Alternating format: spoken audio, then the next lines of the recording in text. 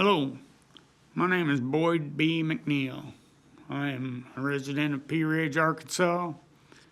I've always wondered if there's anything out there that we have been deceived about.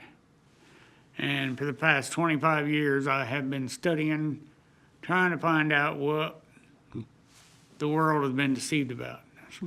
Scripture says the whole world will be deceived except for the elect.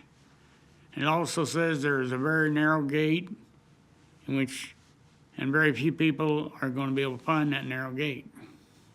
So therefore, that's the thesis of what I've been studying. Now I've got nearly 400 in my book, Gnostic Wisdom, Gnostic Wisdom, Exposed or Revealed, Unveiled. How's that?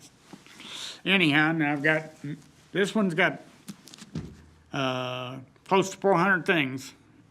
This is compiled of my 6 books that I've written. Let Me Count the Ways in Which We Have All Been Deceived, Armageddon, The Mystery Unveiled, My People Are Destroyed for Lack of Knowledge.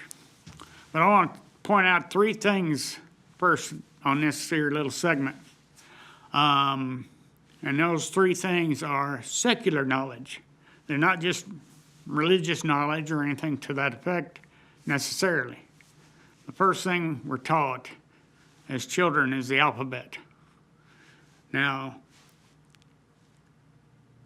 we have to wonder, but there are 7,000, almost 7,000 languages out there today, and it just so happens that every language has its own alphabet. And you have to wonder if that's a coincidence, an accident, or intentional.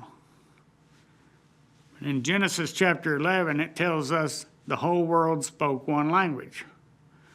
So we have to find out what that language was. Otherwise, the 6,999 languages are not getting the right message.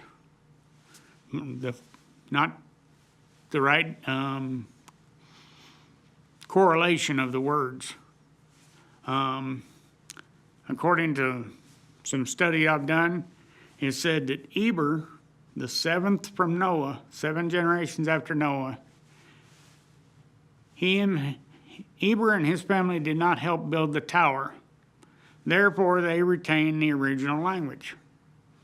And you get the language Hebrew from Eber. So that's the first thing we've been taught. This is secular knowledge. And if we don't understand the Hebrew, we're not going to be able to understand the whole message. It's kind of like working in a doctor's office. If you don't know doctor lingo, you're not going to work there very long. Second thing we're taught is the calendar. Turns out that when Julius and Augustus put their names on the calendar for July and August, they slid the other 4 months over. September is Latin for 7, but now it's the 9th month. October is octagon for 8, but is now the 10th month. And December is decimal for 10, but it's now the 12th month. And the whole world follows this Roman Gregorian calendar. There's no Romans today, but we're all still following this calendar. It's a corrupted calendar. The first day of the year is not January 1st. The first day of the year is first day of spring. Third thing that, this crosses into religion, the Christianity religion, is that 400 years ago, there was no J in the English language. If you ever get a chance to look at a 1611 original King James Version, there's no J's in that original book. Now, what's the cause and effect of that? Is that the names and words that have a J in them did not exist 400 years ago.